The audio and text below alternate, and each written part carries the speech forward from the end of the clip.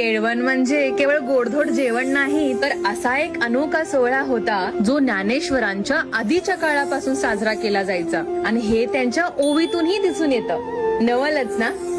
तर एकदा का मुलगी सासरी गेली की तिच्या माहेराशी संपर्क जरा कमीच व्हायचा आणि दळणवळणाची साधनही मर्यादित असायची. म्हणूनच लग्नाआधी नातेवाईक प्रेमाने तिला घरी बोलून गोडधोड खाऊ घालायचे आणि सुंदर साडी नेसून तिचा पाहुणचार करायचे.